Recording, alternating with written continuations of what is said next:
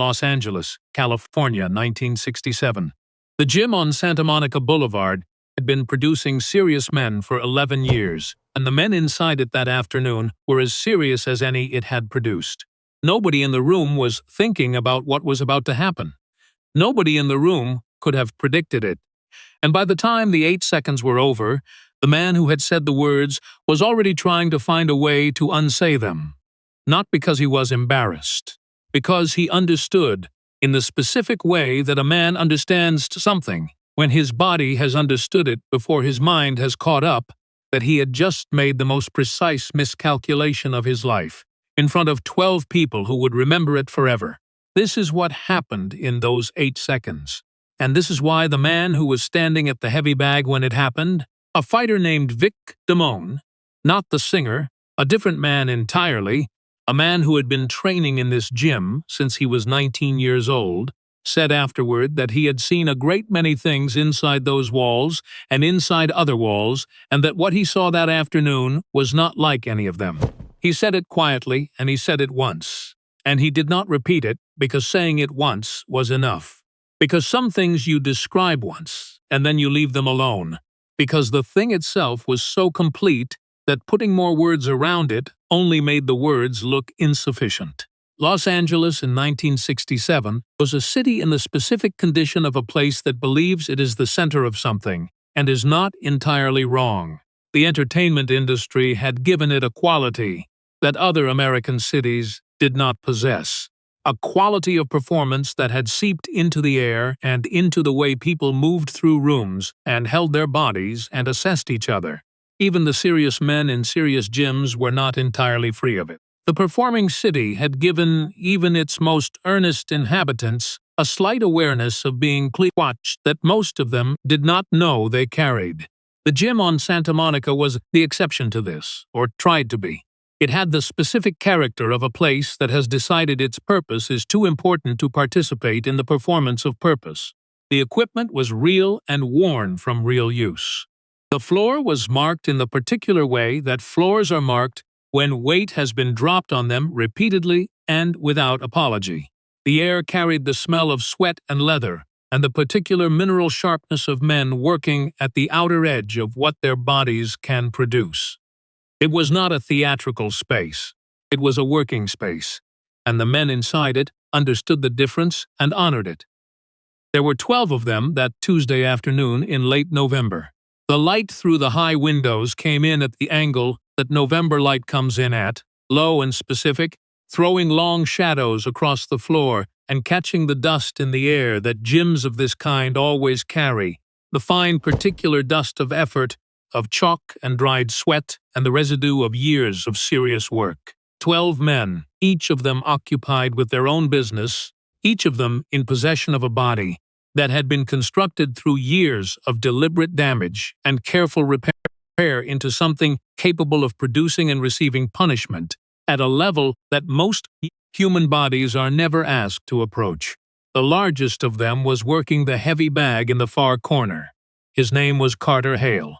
He was 6'3" and weighed 230 pounds and had been fighting professionally for 6 years in the specific era when professional fighting meant something different than it would come to mean later, when there were fewer rules and fewer protections, and the men who competed at the highest levels because the lower levels had already removed everyone who was not built for exactly this. He had won his last 4 bouts by stoppage. He had a face that fighting had arranged into something that communicated its history, without requiring explanation, a nose that had been broken in the specific direction that a nose goes when the punch comes from the left, a scar above his right eye that told the story of a night 3 years earlier in a gym, not unlike this one. He carried his size the way serious fighters carry their size, not as a display but as a fact, with the settled authority of a man who has learned exactly what his body can produce and has made peace with the learning. He was not a cruel man. This matters. He was not the kind of man who looked for reasons to diminish people. He was the kind of man who had spent 6 years in an environment that sorted human beings by a very specific metric, and had, in that sorting, developed a fluency in reading physical capacity that was not arrogance so much as literacy. He had learned to read bodies the way readers learn to read text, quickly, accurately, and with the specific confidence of someone for whom the reading has been tested and confirmed enough times to trust. He was, in other words, a man who was wrong in the specific way that a very capable person is wrong when their expertise becomes the limit of what they can see. Bruce Lee had come to the gym with James Lee, no relation, a man who had been training with Bruce for 2 years, and who had the specific quality of someone who knows something that most other people in the room do not know, and who has long since stopped trying to explain it and has settled instead for watching the room discover it for themselves. James Lee signed them in at the front. He exchanged words with 2 men he knew near the door.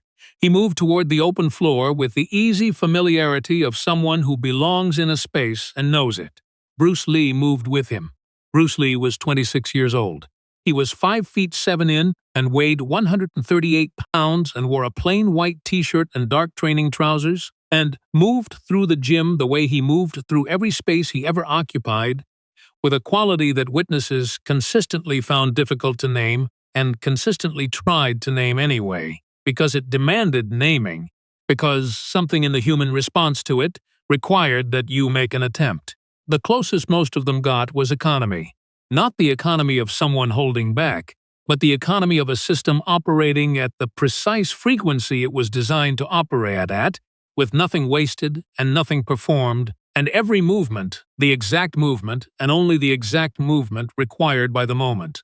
A cat moves like this. Water moves like this. Most human beings do not move like this, and when they encounter something that does, some part of them recognizes it before the rest of them can name what they have recognized. Carter Hale stopped working the heavy bag when they walked in. Not because of Bruce Lee. Because of the door opening, the natural interruption of motion by a change in the environment. He looked at the door and he saw James Lee, whom he knew by reputation and by face, and he saw the man beside James Lee. He looked at the man beside James Lee with the automatic assessment of someone for whom the assessment of other bodies was professional equipment. He read the height. He read the weight. He read the specific configuration of the frame and the particular way the weight was distributed and the various markers that his 6 years of professional assessment had trained him to read. The reading took 3 seconds. It produced a conclusion. The conclusion was incorrect. He did not know the conclusion was incorrect. He returned to the heavy bag. 12 minutes passed. The gym continued its work. Bruce Lee and James Lee moved to the open mat area and began their warm-up with the specific attention of people for whom a warm-up is not a preliminary to serious work, but is itself serious work. The quality of this attracted looks, not the obvious stares of people who have never seen anything, but the sideways attention of serious men who have seen a great deal and are encountering something that sits slightly outside the categories they have built from what they have seen. Carter Hale noticed this attention. He noticed it because he was the kind of man who monitored a room, whose training had made the monitoring involuntary, a permanent background process. He saw several of the men he respected in this gym redirecting their attention, and the redirection interested him. He let the bag settle. He turned. He watched for 90 seconds. He was watching Bruce Lee move through a sequence of forms with James Lee, and what he was watching was technically impressive.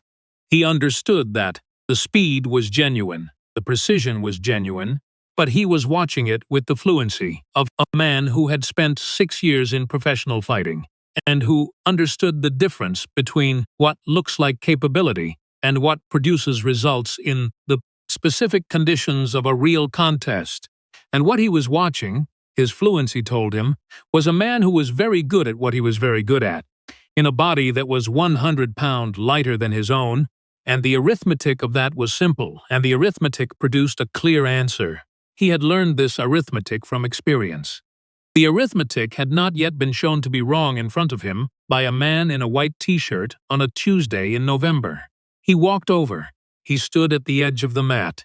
He waited until Bruce Lee had completed the sequence. He said it the way men say things in gyms, when they are not trying to be unkind, when they are simply translating their professional reading into direct language, because direct language is the language gyms use, and the men inside them respect it. He said, "You move well." And then he looked at Bruce Lee the way he had looked at every fighter he had encountered in 6 years of professional assessment, and he said the thing that his assessment had produced, directly and without cruelty and without performance. He said, "But you're too small, this isn't your game." The gym did not go quiet in a dramatic way. It went quiet in the specific way that gyms go quiet when something has been said that the people present are interested in hearing the response to. A reduction in activity, rather than a cessation. The men who were not looking began to look. Vic Damone, at the heavy bag 6 feet away, let the bag settle. The quality of the room changed in the way that rooms change when something is developing that has not yet developed, when the potential energy of a situation has accumulated past the casual and is approaching the threshold of the significant. Bruce Lee looked at Carter Hale for a moment. It was not a long look. It was not a hard look in the conventional sense, not the look that men deploy when they want to communicate offense or aggression. It was more simply the look of someone who has just received a piece of information and is doing something precise and unhurried with it. He was not offended. He was not performing the absence of offense. He was simply present to the moment in the complete way that he was present to everything. He looked at Carter Hale the way a teacher looks at a student who has said something that is exactly the thing that needed to be said, because now the conversation could begin. He said, "Show me." 2 words. Not a challenge, not in the theatrical sense, not the words of a man who has been struck in his pride and is striking back. The words of a man who has identified the most efficient way to continue. The words of someone who understands that what is being proposed is a language lesson, that there is a language this man speaks that he is proposing to translate from, and that the most honest response to a translation is to provide the original text. Carter Hale looked at him. He was generous with this look. He gave it the time it deserved, because he was a serious man, and he applied seriousness to even the things he had already decided. He was looking at a man who was 5 feet 7 in and weighed 138 pounds, and who had just responded to being told he was too small by asking the large man to demonstrate what too small meant. It was a direct request. He respected directness. He said, "You sure?" Bruce said, "Yes." What happened in the next 4 minutes, the 4 minutes before the 8 seconds, was this. The 2 men moved to the center of the mat. James Lee stepped back without expression. The expression of a man who has watched this specific progression before and knows the only obligation is to give it room. The 12 men in the gym arranged themselves in the specific way that people arrange themselves when they want to see something without appearing to have come to see it. Carter Hale removed his hand wraps.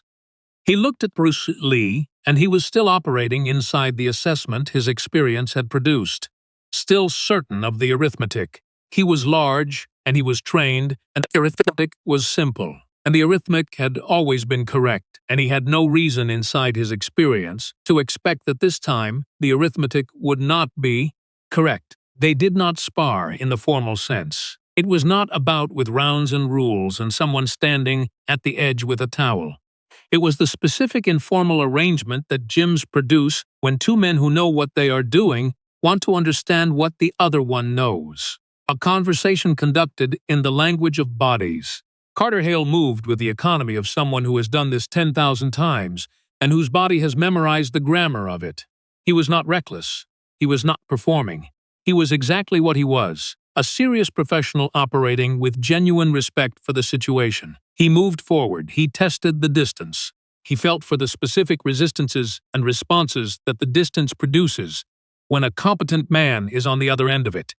What he found was not what he had been expecting to find. This is the thing that witnesses consistently tried to describe and consistently found insufficient language for. It was not that Carter Hale was slow. He was not slow. It was not that he was not trying. He was trying with the precise engagement of a serious professional who has been surprised and is adjusting and is bringing everything his training has given him to bear on the adjustment. The problem was not the effort.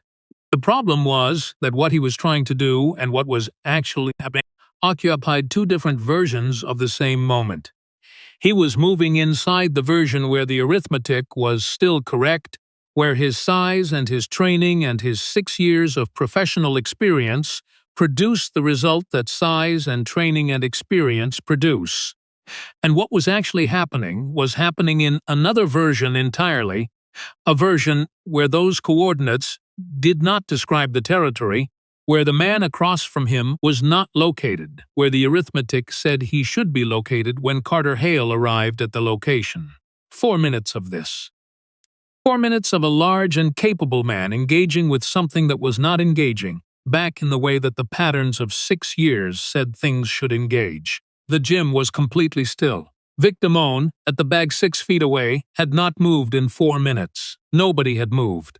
They were watching Carter Hale's face as much as his body, watching the specific recalibration happening across it in real time, the gradual revision of the assessment, the careful professional acknowledgement that something was present here that his assessment had not accounted for. Then it happened.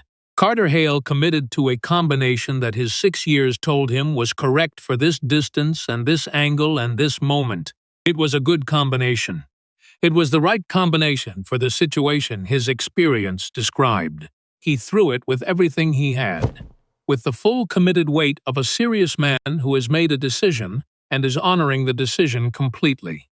The combination did not land. This is where every description of what happened next must begin, because it is the fact that every person in that gym on that Tuesday afternoon began with when they described it. The combination did not land. What happened instead happened in 8 seconds. And what happened in those 8 seconds was this. The man who had been told he was too small was no longer where the combination was going.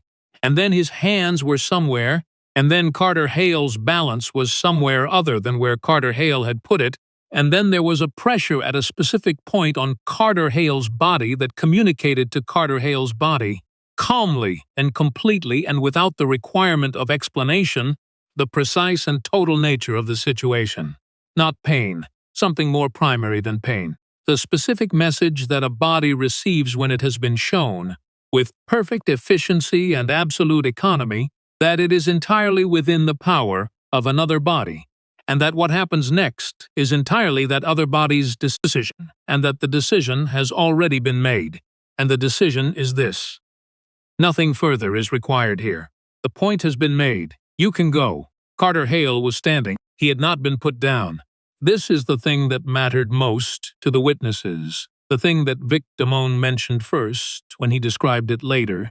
Not the techniques, not the sequence, not the mechanics of what Bruce Lee had done, but the fact that at no point had it been necessary to put Carter Hale on the floor, because the 8 seconds had not been about putting him on the floor. They had been about something more precise than that. They had been about delivering information. Information about what was in the room.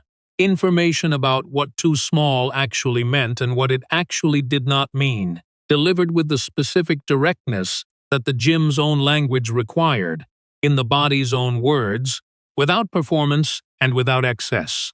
Carter Hale stood on the mat for a moment in the specific way that serious men stand when they have received information that has revised something fundamental, not with shame, because shame was not the correct response.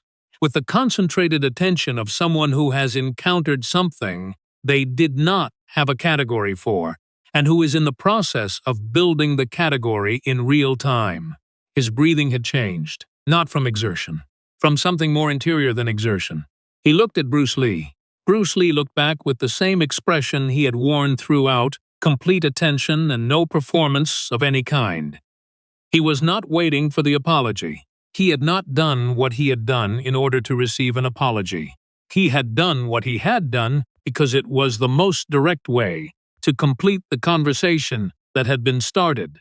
And the conversation was now complete, and he had already moved on from it in the specific interior way that he moved on from everything, without residue and without the need to carry it. Carter Hale said, "I apologize." He said it directly, and he said it clearly, and he said it the way serious men apologize when they mean it, without qualification, and without the softening language that turns an apology into an explanation. He said it to Bruce Lee, and he said it to the room, because the room had heard the words that preceded it, and the room deserved to hear the correction. He had been wrong. He said so. He said it once. Bruce Lee nodded once. That was everything. That was the entire response that the moment required. The gym exhaled, not loudly, not dramatically, the specific exhalation of a room that has been holding something and can now release it.